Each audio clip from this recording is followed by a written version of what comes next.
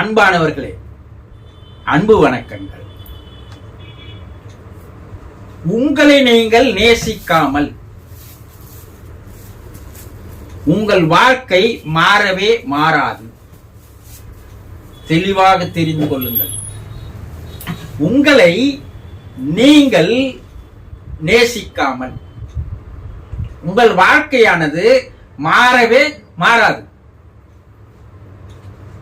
ஒரு சிலரை பார்த்தீங்கன்னா அப்படியே தொங்கி போய் முகத்தை அப்படியே ஒரு வேதனையோடு நடைப்பணமாக நடந்து கொண்டிருப்பார்கள். அவனை பார்த்து, என்னப்பா நல்லா இருக்கிறியா? என்ன நல்லா இருக்கிறது, என்னதான் வாழ்க்கை இது, ஒன்றும் புரியல, வாழவே எனக்கு பிடிக்கல, ஏதோ வாழ்ந்து கொண்டு இருக்கிறேன் சொல்பவர்களை பார்த்து இருக்கிறீர்களா இல்லையா? சரி. ஒரு சிலரை பார்த்தா பார்க்கிற எல்லாரையும் எதிரியாகவே, அவனை விரோதியாகவே அப்படியே பார்ப்பான். அவன் முகத்துல பார்த்தா எள்ளும் கொல்லும் வெடியும். அவன் முகமே அப்படிதான் இருக்கும். யாரா இருந்தாலும் மனைவி, மக்கள், பிள்ளைகள், நண்பர்கள், உறவினர்கள், வெளி மக்கள் யாரை பார்த்தாலும் அவனை அப்படியே எதிரி மாதிரியே பார்த்துன்னு போவான். அவன் மூஞ்சில ஒரு கடுகடுப்பு இருக்கும், ஒரு எரிச்சல் இருக்கும். பாத்துக்கிறீங்கல்ல? இன்னைக்கு அவங்கதான் அதிகம். சரி. ஒரு சிலரை பார்த்தா அவன் கடவுள் ஏன் தான் என்ன படைச்சானே தெரியல, கடவுள் இருக்கிறானா இல்லையான்னு முதல்ல தெரியல, துன்பத்தையே எனக்கு தந்துன்னு வந்துன்னுக்குறான், தூக்கு போட்டு செத்துடலாமா ஆனா யோசனை பண்ற சொல்றவங்க இருக்கிறாங்களா இல்லையா? இப்படி பல்வேறு மனிதர்கள் இருப்பதை பார்க்கிறீங்க இல்லையா? ஒரு சிலரை பார்த்தா தெருவில் ஓடுற நாயை கல்லு தச்சுன்னு இருப்பான், ஆடு மாடுகளை அடிப்பான், கோழிங்க உலாவினா அதை அடிப்பான், வேலையில ஓணம் போனா அதை அடிப்பான். இவனுக்கு வேலையே என்னன்னா, இவனை தவிர மற்ற உயிரினம் எல்லாத்தையும் அடிச்சு துன்புறுத்துவதுதான் அவனுடைய தொழில். இப்படியே இருக்கிறாங்க இல்லையா? ஒரு சிலர் மற்றவங்களுடைய மனசை வேதனைப்பட செய்வதே, துன்பப்பட செய்வதே, எரிச்சல் அடைய செய்வதையே தன்னுடைய நாள்தோறும் தொழிலாக எடுத்துன்னு சுத்தினர் இருப்பான். அப்படியே இருக்கிறாங்க. பார்த்திருக்கிறீங்களா?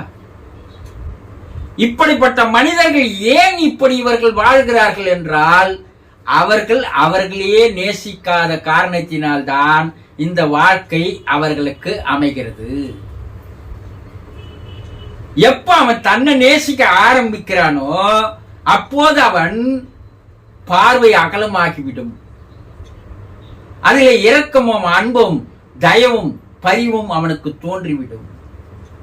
ஒருத்த மனசுல எந்த மாதிரி எண்ணம் வச்சுன்னு இருக்கிறானோ அது போல முகமும் அது போல வாழ்க்கையும் அமையும்.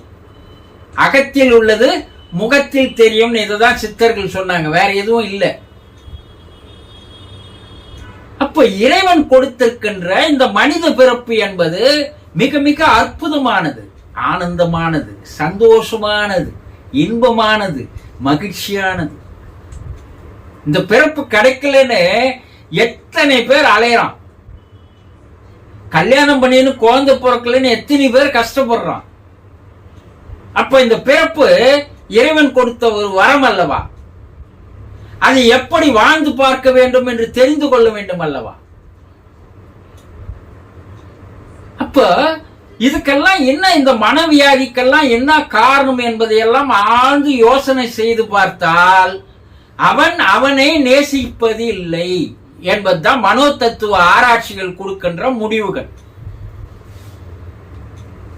அவனுடைய எண்ணங்கள் விகாரமாகிறது, அவனுடைய உடல் நோய்கள் தாக்கப்படுகிறது, அவனுடைய பார்வை இரக்கமில்லாது இருக்கிறது, அவனை சுற்றி யாருமே இருப்பதில்லை. ஏன்? இதுக்கெல்லாம் என்ன காரணம்? அவன் மனம் சரியில்லை, அவன் அவனையே நேசிப்பதில்லை. இதுதான் மனோ தத்துவ ஆராய்ச்சியினுடைய அறிக்கைகள் கூறுகின்ற விஷயங்கள். இதையெல்லாம் பல்லாயிரம் ஆண்டுகளுக்கு முன்னாலேயே அவதாரங்கள் கூறிவிட்டார்கள். நீ எப்போது மற்றவர்களை நேசிக்க ஆரம்பிக்கிறாயோ அப்போதுதான் உனக்கு எல்லாம் கிடைக்கும் என்று கூறியிருக்கிறார்கள். நீ எப்போது உன்னை நேசிக்கவில்லையோ அப்போது மற்றவர்கள் உன்னை நேசிக்க மாட்டார்கள் என்பதையும் நீ தெரிந்து கொள்ளுங்கள் என்று கூறியிருக்கிறார்கள் இல்லையா? முதல்ல அறிவு இருக்கிறது என்று எப்போது ஒரு மனிதனுக்கு எண்ணம் வருகிறதோ அப்போதே ஆணவமும் அகங்காரமும் ஈகோவும் அவனோட கூட சேர்ந்து வந்து விடுகிறது. சில அதிகாரங்களில் இருப்பவங்களை பார்த்தீங்கன்னா அவனுக்கு தான் எல்லாம் தெரியும், உலகத்தில் இருக்கிற மற்றவன் எல்லாம் முட்டாளு, அதனால நான் செய்கிற செயல்கள் எல்லாம் சரியாதான் இருக்கும்னு நினைக்கிற அதிமுட்டாள்கள் என்ற அதிகாரங்களில் இருக்கிறார். அவன் சொல்றத எவ்வளவு பெரிய அறிவாளியா அனுபவசாலியா இருந்தாலும் அவன் சொல்றத கேட்கணும், அதுதான் அவனுடைய ஆணவம். பல அனுபவங்கள் வயதானவர்கள் இருப்பார்கள், அவர்கள் சொல்லுகின்ற எதையும் அவன் கேட்க மாட்டான். ஏன்னா அதிகாரம் போதை அவனை தலைமையில அமர வைத்து விடுகிறது. இந்த அதிகாரம் என்பது அவனுக்கு கடைசி வரைக்கும் வரப்போறது இல்லை, அது அவன் தெரிஞ்சுக்கிறதே இல்லை. அவன் அதிகாரத்தை விட்டுக்கு இறங்கினான்னா தெருவில் போற நாய் கூட அவனை திரும்பி பார்க்காது. இதுதான் உண்மை. அப்போ தான் அதிகாரத்தில் இருக்கும் போது தன்னையும் நேசிக்க ஆரம்பித்து சுற்றியுள்ளவர்களையும் நேசிக்க ஆரம்பித்தால் அவன் அதிகாரத்தை விட்டு வெளியே போனால் கூட அவன் இறக்கின்ற வரை மனிதர்கள் அவனை நேசிப்பார்கள். அவன் மரணத்திற்கு பின்னால் பல லட்சம் மக்கள் வருவார்கள். என்னங்க இவர் சாவுன்றீங்க, ஒரு 4 பேர் பின்னாடி வரல. அவன் வாழ்ந்த வாழ்க்கை அப்படி, சுயநலமே அவன் வாழ்க்கை. அப்ப எவன் வருவான்? என்னங்க இவரு சாவுக்கு பின்னாடி இவ்வளவு ஜனம் போகுது. அவர் எல்லோரையும் நேசித்தார், எல்லார் மீது அன்பு காட்டினார், பாசம் காட்டினார், அரவணைத்தார். அதனால எல்லா மக்களும் அவருடைய பிரிவை துக்கம் கொண்டாடுகிறார்கள். பார், அதுதான் உண்மையாக நேசிப்பது என்பது. இன்று அதிகாரத்தில் இருப்பவன் பதவி போன அடுத்த நிமிடம் அவனுக்கு வாட்ச்மேனா இருந்தவன் கூட அவனை மதிக்க மாட்டான், போயா அன்ட்டு போவான். இது தெரியாத ஒரு மமத போதையில் அலைந்து கொண்டிருக்கின்ற ஓநாய்கள் நிறைய இந்த நாட்டில் இருக்குது இல்லையா? இப்ப முதலில் தன்னை நேசிக்க ஆரம்பியுங்கள். இறைவன் இந்த உடலை தந்தது ஒரு அற்புதமான ஒரு வரம்.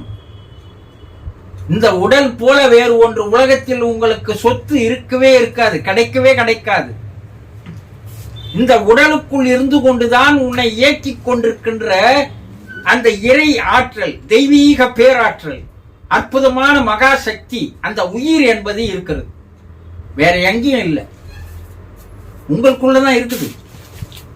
அதை நீ தெரிந்து கொண்டு உன்னை நீ நேசிக்க ஆரம்பித்தால் நீ மற்றவர்களை நேசிப்பதற்கு, மற்ற உயிரினங்களை நேசிப்பதற்கு தானாக வழி பிறக்கும். உடம்பினை முன்னர் இழுக்கென்று இருந்தேன், உடம்பின் உள்ளே உருபொருள் கண்டேன். உடம்பினை வளர்த்தேனே, உயிரை வளர்த்தேனே. என்ன அற்புதமான ஒரு வரியை சித்தர் தந்துட்டு போயிருக்கிறார் பாருங்க. இந்த உடம்பு அசிங்கமானதல்ல,